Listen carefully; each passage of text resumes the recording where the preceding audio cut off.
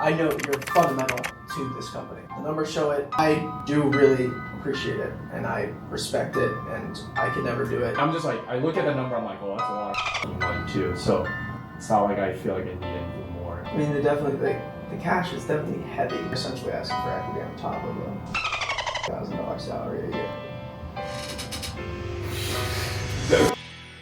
The clip you just saw was a small portion of the negotiation where I asked my boss Brooks for a raise and a promotion. And for context, I've been an intern at a startup called Recruit You for the past 6 months, and I even took a gap year from the #1 business school in the world, Wharton School of Business, to actually work here. And my contract was actually set to end this past December, but I decided that I want to stay there for pretty much the long term. And you might be wondering, Daniel, why do you want to stay at a crummy startup long term? Well, let me tell you, it's not just a crummy startup, it's our crummy startup. Okay, just kidding, it's not a crummy startup, it's a really good startup and has good trajectory for the future. But to be real about why I want to stay long term, 1, I love my bosses, probably the best bosses I've ever had in my life. 2, I love the work that I'm able to do. Like every single time I'm doing something, I'm learning or doing something new every day. And 3, I love the money. Oh my god, bro. I'm making more money than I ever thought I could. I'm making more money than an investment banker, bro, at this fucking marketing job, which is insane. But asking for a raise and a promotion is never an easy conversation. So I knew I had to come in with a game plan. And over the past 6 months, I've been working really fucking hard. So I was pretty confident going into this, but going into a negotiation with your boss that's also kind of your friend is a little bit weird. So I had a plan going into this. Part 1 is pitch myself on everything that I've done, show the impact that I've left and why I should be around for another semester. Part 2 was to draw out my boss Brooks's concern, so I wanted to hear any thoughts that he had once I bring up all my points in part 1 and address any counter arguments and smash the oh fuck, I broke this. Okay, I'm good. But smash any counter arguments that he might have and make sure that he knows and is at peace with hiring me on for a really large salary and equity and everything in this company. I'm gonna go for everything in this company. And part 3 was actually make the ask. How much I want to get paid, what promotion I want, how much equity I want in this company, and just discuss it and have a little tug back and forth. That's the game plan, so I hope you can take something away from this. I hope you learn on how to do a proper negotiation. So let's commence Negotiations 101 with the student from the #1 business school in the world, Wharton School of Business, Daniel Mintz. Let's begin. Pulls up, three-pointer, bang, bang!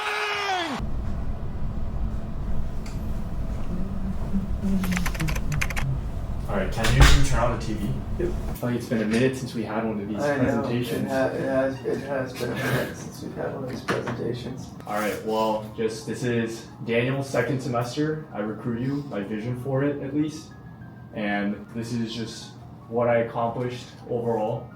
Instagram, 84K, almost 85K followers. TikTok, 22K. Grew us over, on my QR code in the Recruit You thing, it says users there. Wow. Made the ambassador program, and then that got us 900 users in one day. That's a solid golf clap. Yeah. That is a monster. I like just being known as the guy that's like, oh, go to market stuff, like Daniel can take care of it for us. Like we're settled down. Like we just have to focus on enterprise. Like I like being reliable. But I think there's a lot more that I wish I could be doing that I think is limited by what my trajectory is going to be at the company too. What is my role here? Like, am I going to be here like next semester? Am I going to be here like after next semester? Like, what is that? But I think I want to, it's a huge one, but I want to be here for the long haul. I want to get dialed into everything. Like, I want to get the user game, like hitting pretty much all parts of the marketing funnel. Signing clients is like the pinnacle, but it feeds down to like we fundamentally could not be like we're getting on these calls and like saying users and they're like, that's incredible. There's one thing of selling someone, there's another thing of servicing them extremely well. And the way we service them extremely well is we have high quality users that are engaged on the platform and that they're going to come back semester over semester and they're going to tell their friends. Our business rides or dies on that, which allows us to do this, which makes our business survive. I think another thing was like integrate Recruit You in more of my personal content. It'll feel better to integrate it if I know I'm gonna be here for like a year, 2 years, like down the line, rather than like, yeah, I'm leaving in like 9 months, so I don't want to get too attached to this. I mean, this is a bit of a change of, I feel like, your mindset than before. What do you think has catalyzed this? I think we're in like a really exciting hyper growth phase where I could be really pivotal in like changing the trajectory of our company, and that really excites me. And then the second thing is, I think the path to promotion here is way higher than like any other company that I would be at. Like, like, I'm one of the first, technically, like 7-ish full-time employees in person. It is really true. I think we're starting to see it. It's like it's really hard to find like, and again, there's still so much risk on the table. Like there is risk, like we have risk, but it's like we are de-risking it by the day. I don't know. Over the next like 9 months, it's just gonna be like, it could be just fucking parabolic. Yeah. Wait here, let me check to make sure that these cameras are fucking rolling. You got a lot of cameras going too. Holy shit. I didn't realize we were 3'd up. Out of any other vehicles that I've grown this summer, the most beneficial to the company has been my personal brand. Like way more than Recruit You HQ has been. So like personal brand above everything. I know you're like kind of like, I don't know how bought in you are on the personal brand. No, I'm very bought in. Okay. Like I totally am good with the personal brand. It's just like just has some limitations. It's not like I'm not bought in. I 1000% agree with that. And that's the direction that everything's moving. Obviously you do your gimmicks and do like a couple of things, but like I just didn't love like the tickling or fucking thumb rep. Like just like I get it. I get it. I will say though, like the tickle challenge, I think fuck the tickle challenge. Tickle challenge. Ready? I think one, like, the ambitious goal that I had in my head was becoming, like, a C-suite at some point. So, if define C-suite. Like CMO, CGO, something of that sort. What's CGO? It's Chief Growth Officer, like Chief Marketing Officer. I think I'm probably in the perfect place to learn all that. So you're saying for aspirationally do that, you can both, you want the opportunity to learn every function here, and then you have the network to learn externally and basically grow your skill set. Yeah. I like this thought process.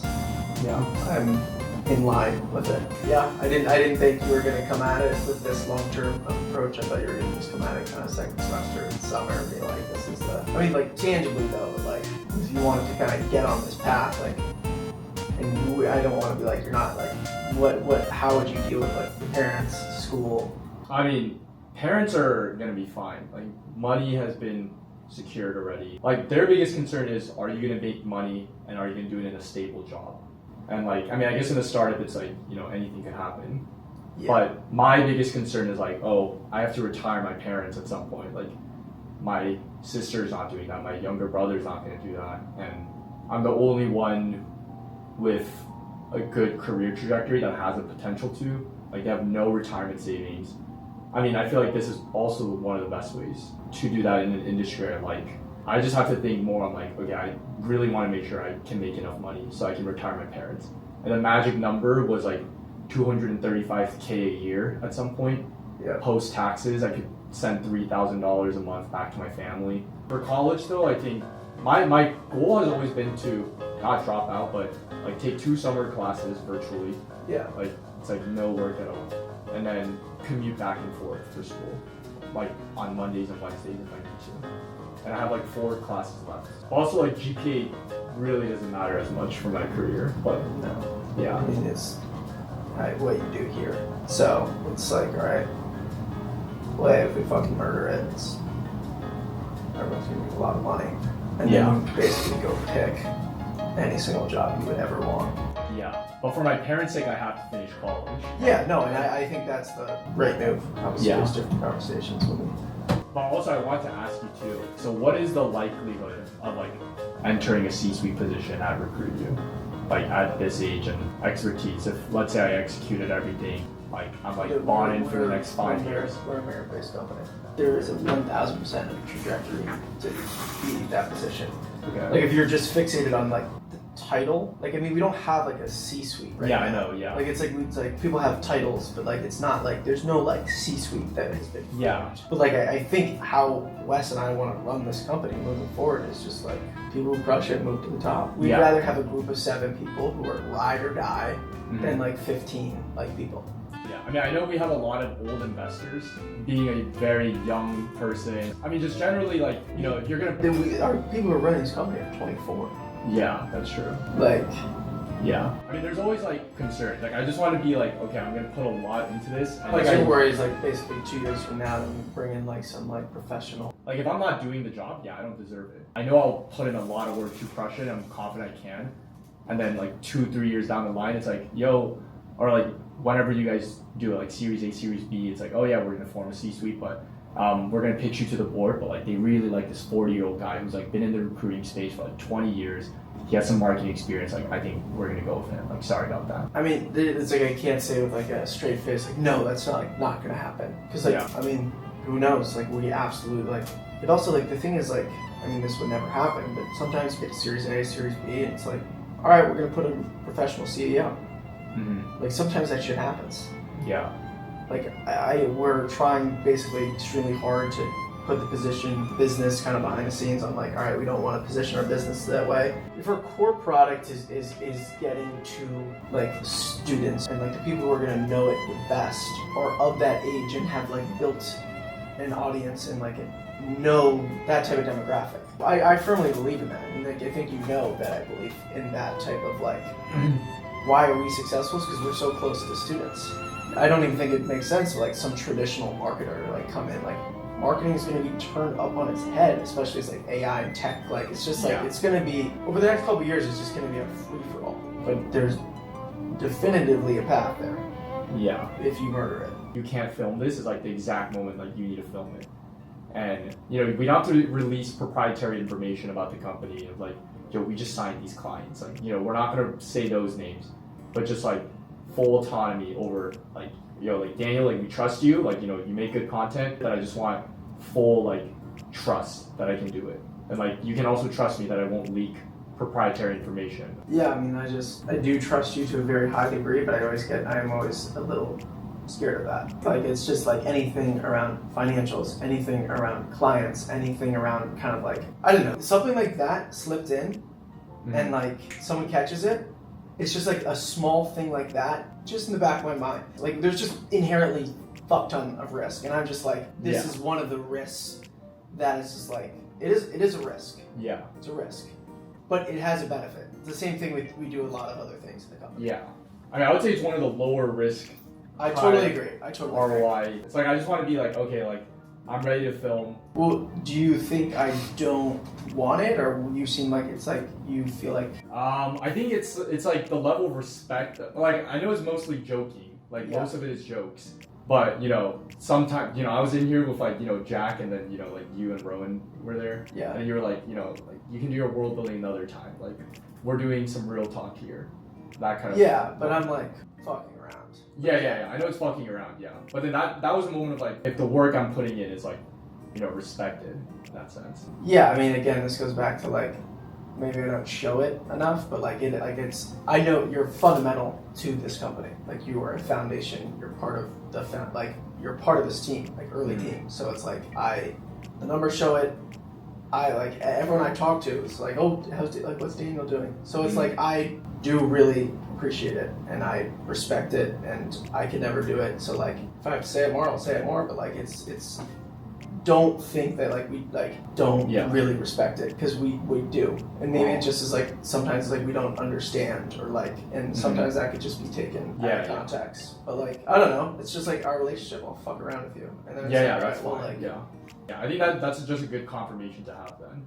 Yeah, no, we are fully back. We're totally behind it. Can you bless me with something, money-wise? With the higher level of responsibility, I just wanted to be put on like a full-time salary too. I mean, I'm just like, I look at the number, I'm like, oh, that's a lot of fucking money too. So it's not like I feel like I need anything more. And then I also wanted some kind of equity package or something like that. But yeah, any initial thoughts? No, I mean, I knew this was going to be asked. I mean, the cash is definitely heavy Yeah. I mean, that's what's just where it's basically like, with that type of cash comp, like, usually how it works is like you kind of like flex up and down equity to cash comp. But you're essentially asking for equity on top of a dollar salary a year. I mean, I feel like this is just a flat line, like decent sized comp package that like we have to run by kind of investors. Like this is not just like a Wes and I thing. Yeah. Same like we're not the only ones going to be in this conversation. But yeah, I mean, I see you're saying that's your worth, so I agree with it all. You're just gonna have to give us a little time to kind of come back with an actual like package. Obviously, there's a shit ton going on right now. Yeah.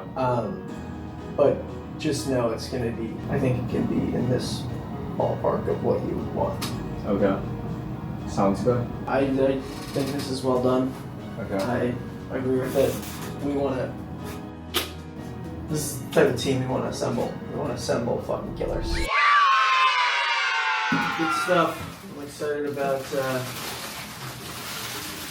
future. It's bright if we fucking chart the right territory. Yeah. Hug it up. Sure. All right. Good shit. Good shit.